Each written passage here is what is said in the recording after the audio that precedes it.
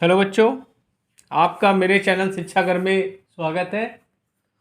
आप लोगों को होली की ढेर सारी बधाइयाँ। आज हम इंडक्शन मोटर के कुछ अन्य ऑब्जेक्टिव क्वेश्चन डिस्कस करेंगे जो कि आपके यूपीपीसीएल एग्ज़ाम की तैयारी के लिए। अगर आप मेरे चैनल पर नए हैं तो प्लीज़ मेरे चैनल को लाइक करिए, शेयर करिए एंड सब्सक्राइब करिए। ठीक है, चलिए स्टार्ट करते हैं। पहला क्वेश्चन है, 3 फेज इंडक्शन मोटर के प्रारंभन के लिए कौन सी विधि सबसे कम प्रयोग की जाती है? स्टार डेल्टा, प्राथमिक प्रतिरोधों, ऑटो ट्रांसफार्मर, लाइन के एक्रॉस। तो जो आपका प्राथमिक प्रतिरोधों विधि है इसका हम लोग कम प्रयोग करते हैं। ठीक है। और आपका जो ऑटो ट्रांसफार्मर है,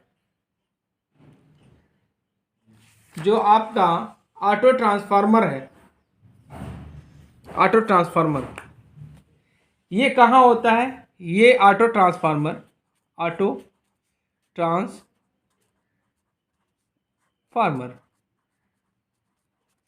ये आपका जो होता है 20 HP से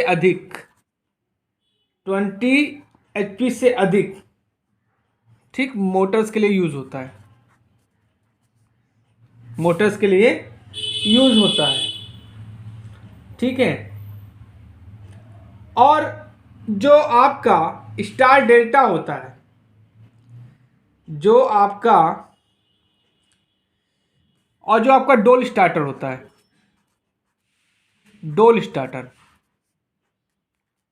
ये क्या होता है बच्चों? 3 HP से लेकर 5 HP तक मोटर्स में यूज होता है। ठीक बच्चों।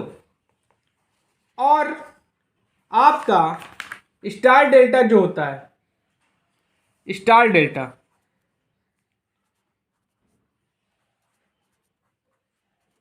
ये आपका होता है 5 HP से 20 HP तक की मोटर्स में यूज होता है। ये सब आपको पता होना चाहिए क्योंकि इसमें से भी क्वेश्चन बनते हैं। चलिए अगला क्वेश्चन देखते हैं। स्क्वायरल केज इंडक्शन मोटर में एक खुला परिपथ का अच्छा संकेत है। Large phase current, low starting torque, over heating eight in ring connection, heating eight in ring connection. तो बच्चों आंसर क्या होगा इसमें? Heating eight in ring connection. चलिए अगला क्वेश्चन देखते हैं। निम्नलिखित 3 फेज मोटर प्रारंभिक विधियों में किसमें 6 स्टेटर टर्मिनल की आवश्यकता होती है? पहला आपका ऑप्शन दिया है direct online starter, star delta starter, rotor rheostat starter, auto transformer starter. तो बच्चों आपका जो स्टार डेल्टा स्टार्टर है इसमें हमको 6 टर्मिनल चाहिए होते हैं। ठीक, तो इसमें ये राइट आंसर होगा आपका। एक प्रेरण मोटर की तुल्यकालिक वोल्टेज डैश होती है। Power output of the rotor input, full load output, rotor losses. देखिए, जब आपने वर्किंग प्रिंसिपल पढ़ा होगा 3 फेज इंडक्शन मोटर का, तो उसमें आपने पढ़ा होगा कि जब हम स्टेटर को 3 फेज सप्लाई देते हैं तो क्या होता है? स्टेटर में एक रोटेटिंग मैग्नेटिक फील्ड जनरेट होता है। क्या होता है? Rotating magnetic field.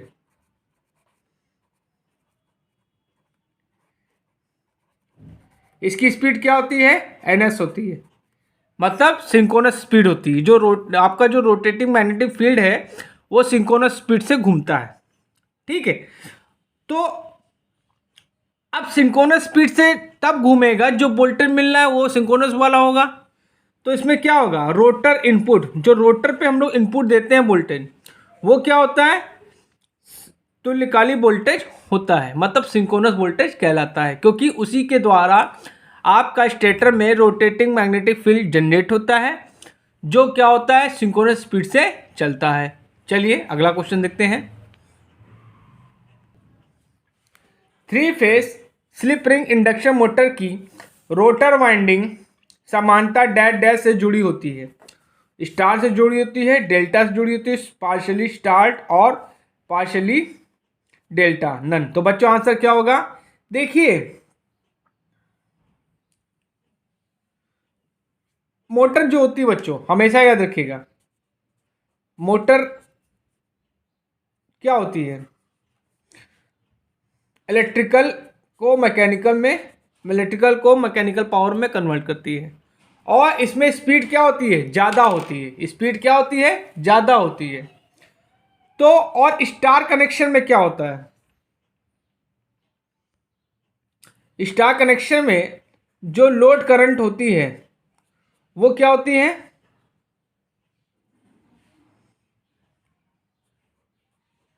Line current जो होती है वो क्या होती है, फेज करंट के बराबर होती है। और जो आपका लाइन वोल्टेज होता है वो फेज वोल्टेज का √3 टाइम होता है। ठीक है, तो देखिए जो आपका प्राइमरी वाइंडिंग होती है वो डेल्टा में कनेक्ट होती है, और रोटर जो होता है वो क्या होता है, स्टार में कनेक्ट होता है। तो बच्चों आंसर इसमें क्या होगा, स्टार में होगा। ठीक, चलिए अगला क्वेश्चन देखते हैं। निम्न में से किस मोटर का प्रारंभिक धारा अधिक होती है? स्क्वायरल केज इंडक्शन मोटर की, स्लिप रिंग इंडक्शन मोटर की, यूनिवर्सल मोटर, और आपका रिपल्सन मोटर। तो बच्चों आंसर क्या होगा, स्क्वायरल केज इंडक्शन मोटर। देखिए आजकल जो आपकी मोटर ज़्यादा यूज होती है वो क्या होती है, स्क्वायरल केज इंडक्शन मोटर ज़्यादा यूज होती है। क्यों? क्योंकि ये क्या है, सस्ती है और मेंटेनेंस कम है।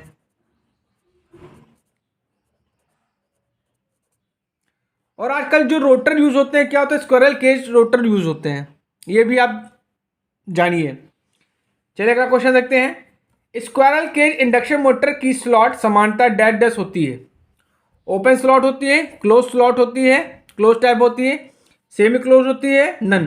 तो बच्चों क्या होती है, ओपन टाइप की होती है। ठीक है, चलिए अगला क्वेश्चन देखते हैं। एक प्रेरण मोटर में कम वायु अंतराल डैश डैश प्राप्त करने के लिए आवश्यक है। अब एयर गैप हम कैसे कम कर सकते हैं, टू रिड्यूस द नॉइज, ठीक, to reduce the pulsation loss, increase overload capacity, a good power factor. तो बच्चों आंसर क्या होगा, अ गुड पावर फैक्टर। ठीक है, एयर गैप क्या होना चाहिए, एयर गैप जो होना चाहिए कम होना चाहिए। ठीक है, जिससे क्या होगा, आपका पावर फैक्टर अच्छा होगा। अगर पावर फैक्टर अच्छा होगा तो इफिशियंसी भी अच्छी होगी। ठीक है, चलिए अगला क्वेश्चन देखते हैं।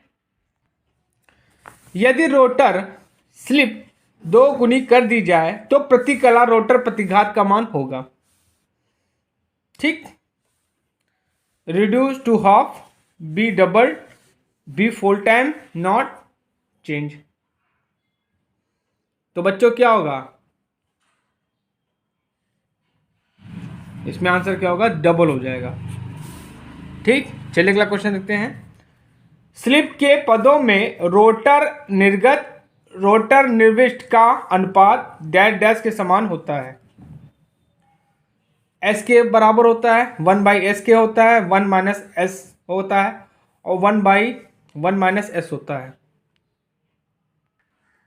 तो बच्चों इसमें आंसर क्या होगा आपका, 4th ऑप्शन बिल्कुल सही है।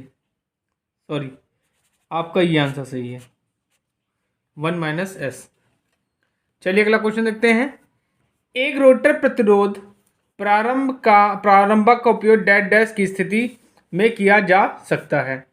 Squirrel cage induction motor, slip ring induction motor, both A and B, none. तो बच्चों आंसर क्या होगा, स्लिप रिंग इंडक्शन मोटर। चलिए अगला क्वेश्चन देखते हैं। एक प्रेरण मोटर का सॉफ्ट बना होता है, बहुत इंपॉर्टेंट क्वेश्चन है बच्चों। हाई स्पीड स्टील का बना होता है, स्टेनलेस स्टील का बना होता है, कार्बन स्टील का बना होता है, कास्ट आयरन का बना होता है। तो बच्चा आंसर क्या होगा? कार्बन स्टील का बना होता है। चलिए अगला क्वेश्चन देखते हैं। प्रेरण मोटर के बलागुण संपूर्ण वक्र का आकार डैश डैश होता है। पैराबोला होता है, हाइपरबोला होता है, रेक्टेंगुलर पैराबोला होता है, स्ट्रेट लाइन होता है। तो बच्चों आंसर क्या होगा? रेक्टेंगुलर पैराबोला होता है।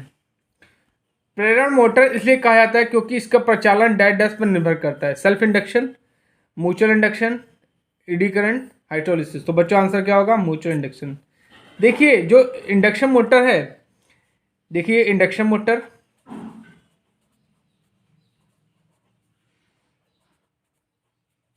और ये आपकी ट्रांसफार्मर, दोनों का वर्किंग प्रिंसिपल क्या सेम है। ये भी म्यूचुअल इंडक्शन और ये भी म्यूचुअल इंडक्शन। इसमें क्या होता है? स्टेटर होता है, इसमें प्राइमरी वाइंडिंग होती है, इसमें रोटर होता है, सेकेंडरी वाइंडिंग होती है। ये मूव करता है, मूवेबल है, ये स्टेबल है, बस यही अंतर होता है। चलिए अगला क्वेश्चन देखते हैं। डबल स्क्वायरल के इंडक्शन मोटर की ऊपरी क्षण में डैश डैश होती है। High resistance high reactance, high resistance लो reactance, low resistance high reactance, low resistance और लो रिएक्टेंस। तो बच्चों इसमें आंसर क्या होगा? हाई रेजिस्टेंस लो रिएक्टेंस। ठीक है, चलिए अगला क्वेश्चन देखते हैं। जब मोटर स्थिर अवस्था में होती है तो स्लिप रिंग इंडक्शन मोटर में रोटर फ्रीक्वेंसी डैश डैश होती है। Higher than stator frequency, 0, equal to the stator frequency और lower than the stator frequency. तो बच्चों आंसर क्या होगा? स्टेटर फ्रीक्वेंसी के बराबर होती है। चलिए अगला क्वेश्चन देखते हैं। एक प्रेरण मोटर के क्षेत्र की घूमने की दिशा डैश डैश पर निर्भर करती है। ध्रुवों की संख्या, आपूर्ति वोल्टा के परिणाम, आपूर्ति आवृत्ति, आपूर्ति वोल्टा कला अनुक्रम। तो बच्चों आंसर क्या होगा? आपूर्ति वोल्टा कला अनुक्रम। एक प्रेरण मोटर के रोटर में अधिकतम वोल्टा तब उत्पन्न होती है जब यह डैश डैश शून्य भार पर घूमता है, पूर्ण भार पर घूमता है, आधे भार पर घूमता है, स्थिर रहता है। तो बच्चों आंसर क्या होगा? स्थिर रहता है। 3 फेज प्रेरण मोटर को इस प्रकार बनाया जाता है कि चलने के दौरान रोटर का डैश डैश होना चाहिए, हाई रेजिस्टेंस होना चाहिए, हाई रिएक्टेंस होना चाहिए, लार्ज स्लिप होनी चाहिए, लो रेजिस्टेंस होना चाहिए। तो बच्चों आंसर क्या होगा? लो रेजिस्टेंस होना चाहिए। निम्नलिखित में से किस टेस्ट के दौरान प्रेरण मोटर पर निम्न वोल्टता प्रदान की जाती है? Load test, no load test, stator resistance test, block rotor test. तो बच्चों आंसर क्या होगा? Block rotor test. चलिए अगला क्वेश्चन देखते हैं। 3 फेज वाउंड मोटरें डैश डैश मोटर भी कहलाती हैं। Synchronous motor, slip ring motor, series motor, commutator. तो बच्चों आंसर क्या होगा? Slip ring motor, slip ring motor. Slip ring induction motor की स्लिप को डैश डैश द्वारा बदला जा सकता है। रोटर परिपथ में प्रतिरोध लगाकर, रोटर परिपथ में ईएमएफ लगाकर, cascade method, any of above. तो बच्चों ये तीनों मेथड यूज होते हैं। तो इसमें आंसर क्या होगा आपका? Any of above method. एक 3 फेज वाउंड मोटर के गति को डैश डैश द्वारा बढ़ाया जा सकता है using short circuiting slip ring, increasing apply voltage, decreasing apply voltage, decreasing external resistance in the rotor. तो बच्चों आंसर आपका चौथा बिल्कुल सही है, decreasing external resistance in the rotor. चलिए इंडक्शन मोटर का लास्ट क्वेश्चन देखते हैं। एक प्रेरण मोटर में लघु परिपथ परीक्षण डैश डैश को निर्धारित करने के लिए प्रयोग नहीं किया जा सकता। Windage losses, copper losses, transformation ratio, power scale of the circle diagram. तो बच्चों आंसर क्या होगा? Windage losses. चलिए अब आपको मैं इल्यूमिनेशन के कुछ इंपॉर्टेंट क्वेश्चन सॉल्व कराता हूँ, ठीक है। चलिए कुछ इल्यूमिनेशन के भी क्वेश्चन इंपॉर्टेंट देख लेते हैं जो कि मैंने आप लोगों के लिए बनाए हैं। ये क्वेश्चन सब यूपीपीसीएल में पूछे गए। पहला क्वेश्चन है, ल्यूमिनस इंटेंसिटी की यूनिट क्या है? कैंडिला है, ल्यूमेन है, वाट्स है, लक्स है। तो बच्चों इसमें आंसर क्या होगा? कैंडिला। ल्यूमिनस इंटेंसिटी की जो यूनिट होती है बच्चों, ल्यूमिनस इंटेंसिटी,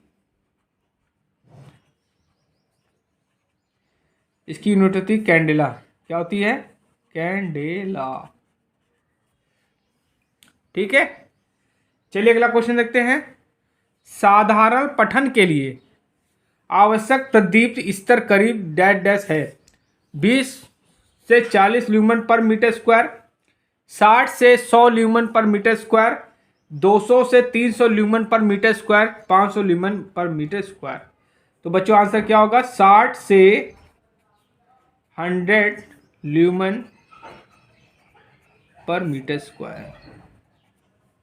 चलिए अगला क्वेश्चन देखते हैं। उच्च दाब मरकरी वेपर लैंप निम्नलिखित में से का मुख्य इलेक्ट्रोड के रूप में प्रयोग किया जाता है?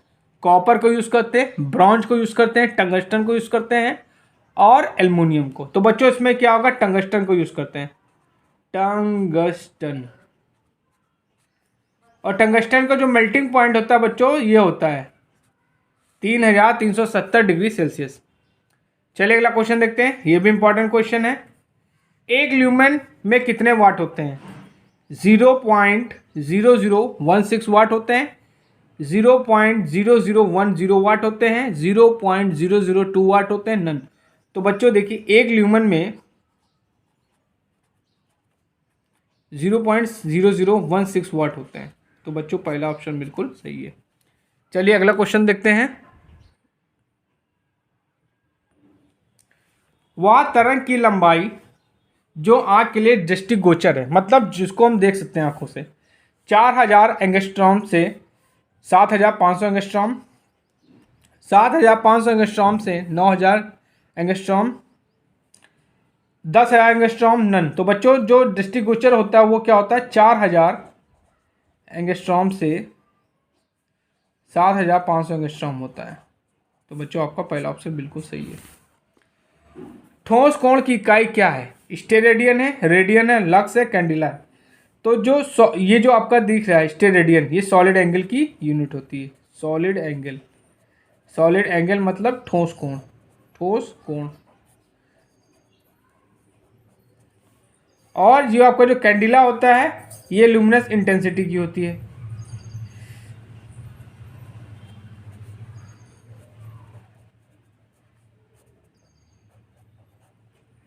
चलिए अगला क्वेश्चन देखते हैं। और बच्चों लक्स जो होती है ये क्या होती है? इल्यूमिनेशन की यूनिट होती है।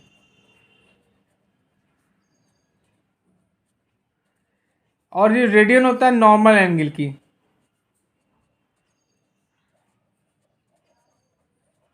ठीक। चलिए अगला क्वेश्चन देखते हैं। इल्यूमिनेशन की यूनिट क्या है? स्टेरेडियन है, लक्स है, कैंडिला है, ल्यूमेन पर मीटर स्क्वायर है, बी और डी दो बोथ। तो बच्चों आपका लक्स भी सही है और बी भी सही है। ठीक है। इल्यूमिनेशन की दो यूनिट होती हैं।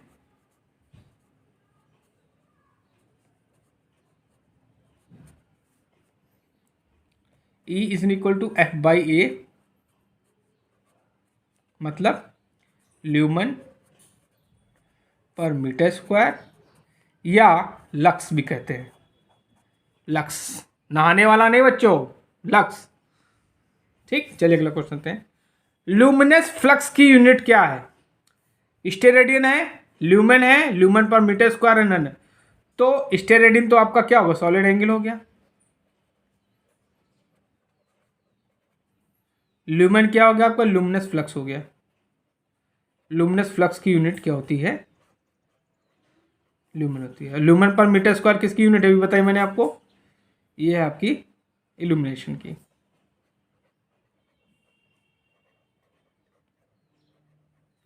और नन किसी की यूनिट होती है नहीं, नन माने कुछ नहीं। चलिए अगला क्वेश्चन देखते हैं। ब्राइटनेस का मात्रक है, चमकीलापन का मात्रक है, ल्यूमेन है, कैंडल पर मीटर स्क्वायर है, स्टेरेडियन है, लक्स है। तो बच्चों आंसर क्या होगा? ब्राइटनेस का जो यूनिट होता है बच्चों, ये होता है कैंडल पर मीटर स्क्वायर। कार्बन का गलनांक है 3400 degree Celsius, 3600 degree Celsius, 3200 degree Celsius, none. तो बच्चों आंसर क्या होगा? कार्बन का जो मेल्टिंग पॉइंट है ये क्या है? 3400 डिग्री सेल्सियस। टंगस्टन का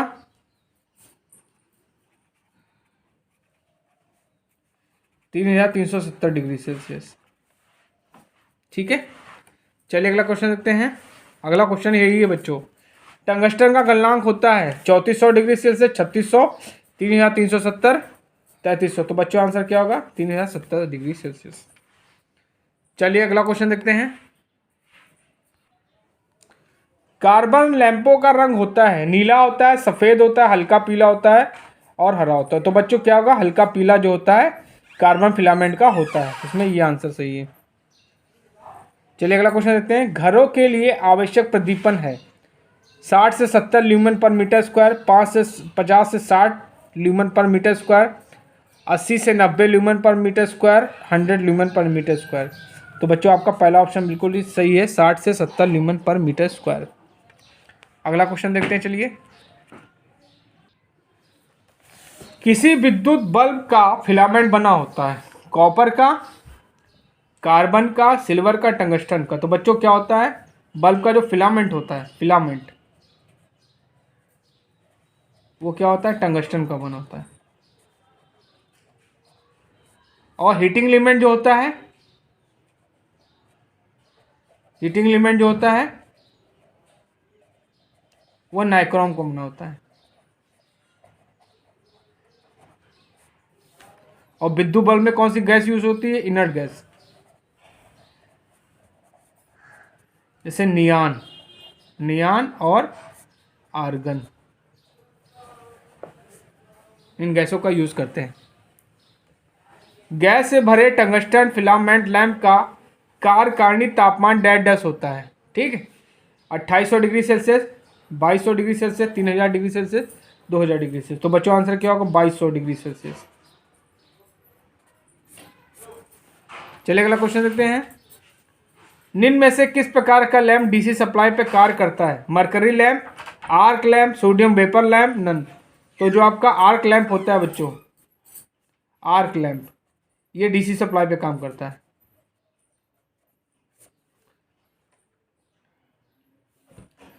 एक सोडियम लैंप में आरंभ में सोडियम डैश डैश में होता है, सॉलिड स्टेट में होता है, गैस स्टेट में होता है, वेपर स्टेट में होता है, लिक्विड स्टेट में होता है। तो किस में होता है?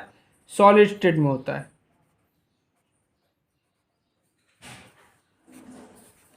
चलिए अगला क्वेश्चन देखते हैं। बाहरी खेलों के लिए उपयुक्त लैंप का प्रकार क्या है? LED, halogen, sodium vapour lamp, fluorescent. तो बच्चों आंसर ये क्या होगा? हैलोजन। हैलोजन का हम लोग प्रयोग करते हैं। ठीक है, लैंप की इफिशियंसी को डैश डैश में व्यक्त किया जाता है, ल्यूमेन पर वोल्ट, ल्यूमेन पर वाट, लक्स पर वाट, लक्स प्लस लक्स पर वोल्ट, ल्यूमेन पर वाट। तो बच्चों इफिशियंसी जो होती है आपकी, ये क्या होती है? ल्यूमेन पर वाट में करते हैं। चलो तो चलो,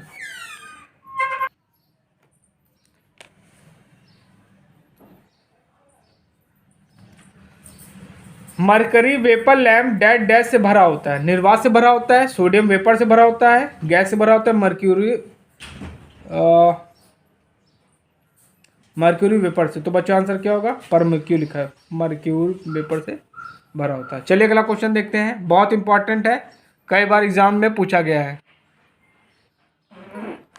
एक उच्च दाब मरकरी वेपर लैंप की ल्यूमिनस इफिशियंसी होती है 44 से 57 ल्यूमन पर वाट, 25 से 30 ल्यूमन पर वाट, 10 से 22 ल्यूमन पर वाट, 70 से 90 ल्यूमन पर वाट। तो बच्चों आपका जो मरकरी वाला होता है उसकी इफिशियंसी क्या होती है?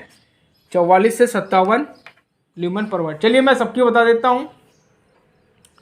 जो आपका तापदीप्ति लैंप होता है, ताप दीप्ति लैंप।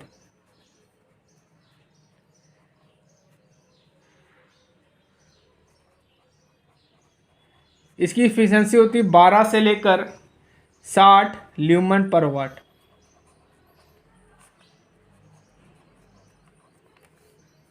ठीक है।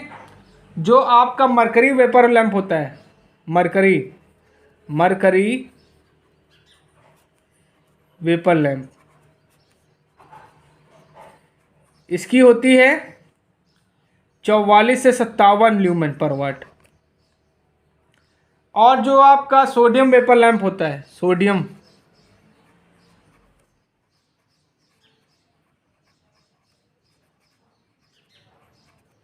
इसका होता है आपका 50 से 55 ल्यूमन, 50 से 55 ल्यूमन वाट। और जो आपका फ्लोरोसेंट ट्यूब होता है, फ्लोरोसेंट ट्यूब, इसकी जो एफिशिएंसी होती है वो होती है 60 से 64 ल्यूमन पर वाट। चलिए बच्चों, इनको याद कर लीजिए कि क्वेश्चन पूछे जाते हैं। अगला क्वेश्चन देखते हैं। चोक लगाने का उद्देश्य क्या है? करंट को कम करना, पावर फैक्टर को सुधारना, चमक बढ़ाना, समुचित मात्रा में करंट को सीमित करना। तो बच्चों आंसर क्या होगा? ये करंट को कंट्रोल करता है, समुचित मात्रा में करंट को सीमित करना। और ये क्या करता है? वोल्टेज को इंक्रीज करता है, वोल्टेज को इंक्रीज करता है। आपसे ये भी पूछ सकता है कि वोल्टेज को दे दिया जाए, वोल्टेज घटाएगा बढ़ेगा, तो आप बोल देंगे वोल्टेज को बढ़ाने में भी यूज करते हैं इसको। फ्लोरेसेंट लैंप में यूज होने वाले इलेक्ट्रॉनिक चोक का पावर फैक्टर होता है 50% होता है, 30% होता है, 98% होता है, 75%। तो जो पावर फैक्टर होता है इलेक्ट्रॉनिक चोक का वो क्या होता है? 98% होता है। ठीक है। तो बच्चों आज मैंने आपको 3 फेज इंडक्शन मोटर और इल्यूमिनेशन के कुछ इंपॉर्टेंट क्वेश्चन बताए हैं। कोशिश करिएगा आप पूरा वीडियो देखिए और इन क्वेश्चंस को अपने नोट्स में लिख लीजिएगा, क्योंकि ये क्वेश्चन आपके यूपीपीसीएल एग्जाम में पूछे गए हैं। चाहे आपका जेई हो, चाहे आपका TG2 हो, सब में ये एग्जाम क्वेश्चन पूछे गए हैं। और अगर आप मेरे चैनल पर नए हैं तो प्लीज़ मेरे चैनल को लाइक करिए, शेयर करिए, सब्सक्राइब करिए, जिससे मैं आप लोगों के लिए और अच्छे अच्छे वीडियोस बना सकूं। Thank you.